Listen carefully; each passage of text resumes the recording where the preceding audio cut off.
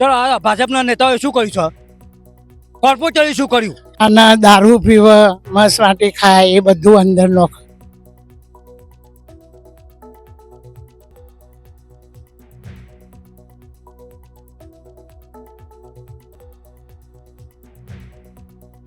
તંત્રને વારંવાર રજૂઆત કરવા છતાં આજ દિન સુધી તંત્રએ કોઈ ધ્યાને લેતું નથી. ગટર લાઈન તો અત્યારે હાલની તારીખમાં ગટર બહુ ઉભરાય છે. હવે દારૂ પીવાવાળા જો સંપ ઉપર બેસતા હોય તો પાણી કઈ રીતનું ગામવાળાને ચોખ્ખું મળવાનું છે? ગટરનો મેન ઢોકળો ખુલ્લો હોય છે એ પછી દારૂ એમાં ઉપર બે એ ચોકીદાર મેલો ગમે હારા યુવાન પગાર નહીં ચૂકવતો હો.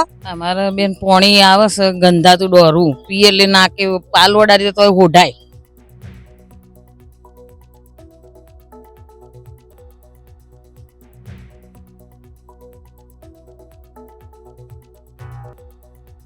અમારા ગામમાં પાણીનો કોઈ ફિક્સ ટાઈમ જ નથી. સવારે 4 વાગે છૂટે તો 8 વાગે કામના ટાઈમે પાણી જતું રહે. અમે કેવી રીતે જઈએ? બહુ ગંદુ હોય, પાણી બી ગંદુ આવે. મારે તંત્રને એ જ કહેવું છે કે જો નહીં કરવામાં આવે આગળના દિવસમાં તો અમે આંદોલન કરીશું. એ ગંદકીનું પાણી સીધું રોડ પર જાય છે. રોગચાળો અત્યારે હાલમાં ફાટી નીકળ્યો છે.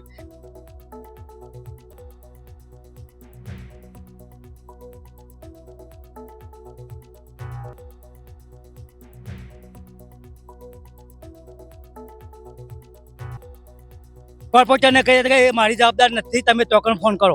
અમારા ગટરો ઉભરાય, કોઈ વ્યવસ્થા છે નહીં. તો પાણીનો બહુ પ્રશ્ન. આવો તો આખી રાત સુધી આવો. કોણ ક્યારે બંધ કરો, કેટલા વાગે બંધ કરો, કોઈ ફિક્સ ટાઈમ જ નથી. બોરીજ ગામના લોકો તંત્રના પાપે હેરાન પરેશાન થઈ રહ્યા છે. બોરીજ ગામના લોકો દ્વારા અનેકવાર તંત્રને રજૂઆત કરવામાં આવી છતાં પણ તંત્ર હંમેશા આંખ આડા કાન કરતું હોય એવું લાગી રહ્યું છે.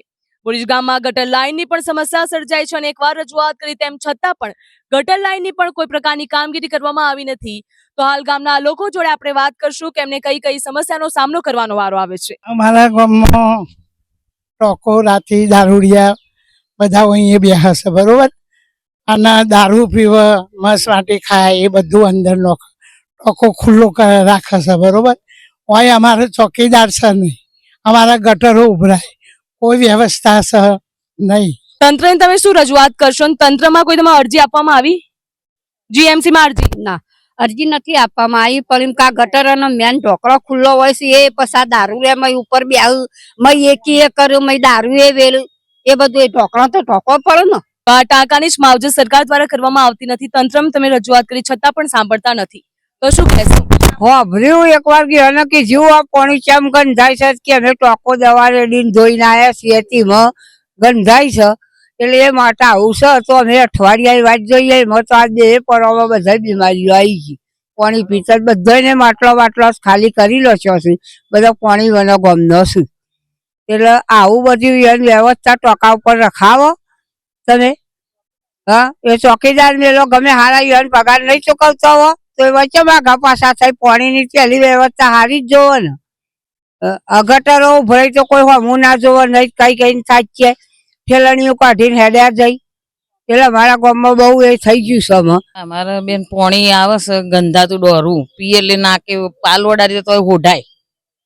બસ બીજું કશું અમારે કેવું નહીં. સરકારને કઈ ઢોકી દે ટોકો, તો ચોકીવાર રાખો. ગટર લાઈને ઉભરાય છે, હેડાય તું નહીં એટલું ગંધાય. અમુક ટાઈમ થી એ પાણીમાં પીવાઈ જાય.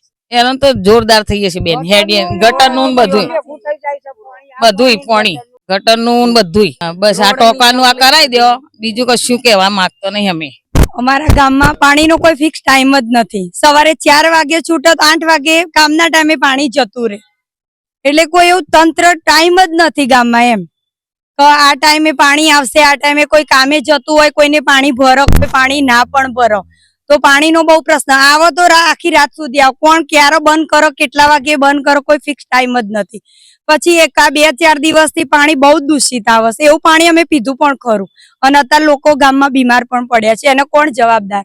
હવે નાના છોકરાઓ આટલા ખાડા ખાબોચિયા ભરાય. ગટર કોઈ જ ગામમાં અમારી એક થોડીક જગ્યા એવી નથી કે જ્યાં ચોખ્ખું હોય એમ. સરકારને એવું વિનંતી છે કે તમે પાણી, પીવાનું પાણી અમને શુદ્ધ આપો એમ, અને મને વાપરવા પૂરતું પાણી આપો. બિનજરૂરી પાણી નથી લેવું અમારે. હા, સુવિધા ના થાય તો આગળ એમને કોઈક એવી સગવડ આપો પીવાના પાણી. અમે આજ સવારે પીવાનું પાણી ભર્યું, ખબર પડી કે આવું થયું, અમે પીવાનું પાણી પણ ઢોળી દીધું. હવે અમે બોટલો લાવે મિલ્ટનની. ચલો આ ભાજપના નેતાઓએ શું કર્યું છે? કોર્પોરેટરે શું કર્યું? હા, ભરતભાઈ દીક્ષિત કોર્પોરેટર, બતાવો કોમ. જે ભાજપ સરકારે આખો ગામનો બગીચો લઈ લીધો, ગામનો એ જગ્યા લઈ લીધી, એમાં કોમ કર્યું, બરાબર છે? કને કર્યું? એ ભાજપ વાળો જ કર્યું, બરાબર છે? પણ કેમ? ગામની જગ્યા તો લઈ લીધી ને ભાજપ વાળાએ. ભાજપ વાળાએ ગામની જગ્યા લઈ લીધી. હા, આ જુઓ છો તમે કેટલા ખાડા છે, ખોટા પડો કેટલા ખાડા પડ્યા છે. હા, ગટરો 4 દાડા ગટરો કોર્પોરેટરને કહીએ કે એ મારી જવાબદાર નથી, તમે તોકણ ફોન કરો. અમે કેવી રીતે જઈએ? બહુ ગંદુ હોય, પાણી બી ગંદુ આવે, ક્લોરીન વાળું આવે, બહુ ખરાબ છે. એમ જવાનું કેમનું? આ ગામમાં એક ગટર ઉભરાય, રસ્તા પર પાણી હોય, અમે ટ્યુશન ચાલીને જઈએ, અમને ખુદને ખબર, અમારા પગ કપડા બધું બગડી જાય, ગટર ઉભરાય અને ઝાડા ઉલટીના કેસ આ બાજુ વધારે થાય. તંત્રને વારંવાર રજૂઆત કરવા છતાં આજ દિન સુધી તંત્રએ કોઈ ધ્યાને લેતું નથી. એટલા માટે અમે મીડિયાના માધ્યમથી તંત્રને કહેવા માગીએ છીએ કે બોરીજ ગામમાં છેલ્લા કેટલાય દિવસથી દૂષિત પાણી આવે છે અને ગટરો ઉભરાય છે અને ઝાડા ઉલટીના કેટલા બી કેસ છે ગામમાં.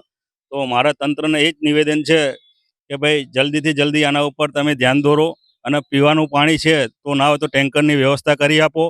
મારા તંત્રને એ જ કહેવું છે કે જો નહીં કરવામાં આવે આગળના દિવસમાં તો અમે આંદોલન કરીશું. પાણી 15 દિવસથી એકદમ દૂષિત પાણી આવે છે, કોઈને પીવા લાયક પાણી નથી. હમણાં જ 1 દિવસ પહેલા ઝાડા ઉલટીના કેસો થઈ ગયા છે અને બધા લોકો ઘણી રીતે બીમાર થઈ ગયા અને ત્યાં દાખલ કરવામાં આવેલા છે. તંત્રને અમે ખાસ ધ્યાન દોરીએ કે આનું નિરાકરણ ઝડપી આપો, જેથી કરીને શુદ્ધ પાણી માણસોને મળી રહે. અને ગટર લાઈનની અમે વારંવાર મૌખિક રજૂઆતો કરવા છતાં ત્યાં કઈ કોર્પોરેટરને રજૂઆત કરી, અમે મેયર સાહેબને મૌખિક રજૂઆત કરી કે ભાઈ આના માટે તમે તંત્રને તમે કહો જેથી કરીને ત્યાં પાણી શુદ્ધ આવે. ને ગટર લાઈન તો અત્યારે હાલની તારીખમાં ગટર બહુ ઉભરાય છે, એ ગંદકીનું પાણી સીધું રોડ પર જાય છે, રોગચાળો અત્યારે હાલમાં ફાટી નીકળ્યો છે. એ તંત્રને અમે ખાસ ધ્યાન દોરીએ કે તમે આના ઉપર ઝડપી કાર્યવાહી કરો. જો આના પર કાર્યવાહી કરવામાં નહીં આવ્યો તો અમે અગલા દિવસની અંદર અમે ગાંધીજીને માર્ગે અમે આંદોલન કરવાની ફરજ પડશે. બોરીજ ગામને અડીને બિલકુલ મંત્રી નિવાસ આવેલો છે. હવે ત્યાં બોરીજ ગામની અંદર એટલા બધા પ્રશ્નો છે. પહેલા તો પ્રશ્ન પાણીનો છે. એમાં અહીંયા સંપ બનાવેલો, સંપની આજુબાજુમાં દારૂની બોટલો પડી છે. હવે દારૂ પીવાવાળા જો સંપ ઉપર બેસતા હોય તો પાણી કઈ રીતનું ગામવાળાને ચોખ્ખું મળવાનું છે? પાણી ચોખ્ખું મળે જ નહીં. વત્તા તમે ગામની અંદર આવો તો ત્યાં ગટરો ઉભરાય. હવે ગટરો ઉભરાય તો પાણી રસ્તામાં હોય તો ત્યાં પગ મૂકવાની જગ્યા નહીં, તો પબ્લિકને ચાલવાની પણ પહેલાં તકલીફ છે. એટલે તંત્રને એક જ કહેવું કે ભાઈ તમે આનો પાણીની વ્યવસ્થા વ્યવસ્થિત કરો અને અહીંયા ચોકીદાર મૂકો કે 24 કલાક ચોકીદાર હાજર રહે અને કોઈ બીજા લુખા તત્વ અહીંયા પાણીના સંપ ઉપર કોઈ બેસે નહીં. હાલ ગામના લોકો દ્વારા કહેવામાં આવ્યું છે કે તંત્ર દ્વારા તેમની રજૂઆત જલ્દથી જલ્દ સાંભળવામાં આવે. જો તેમની રજૂઆત સાંભળવામાં નહીં આવે અને ત્વરિત ધોરણે કામગીરી કરવામાં નહીં આવે તો તેમના દ્વારા આંદોલન કરવાની પણ ચીમકી ઉચ્ચારવામાં આવી છે. આ સિવાય તેમના દ્વારા કહેવામાં આવ્યું કે જ્યાં સુધી આ કામગીરી થાય નહીં ત્યાં સુધી તેમને બીજી કોઈ વ્યવસ્થા કરી આપવામાં આવે, જેના કારણે રોગચાળો ના ફેલાય અને તે પ્રાથમિક સુવિધાઓથી વંચિત ના રહે. કેમેરામેન કમલેશ રાવલ જોડે કિંજલ શિકારી, TV 17 ગુજરાતી.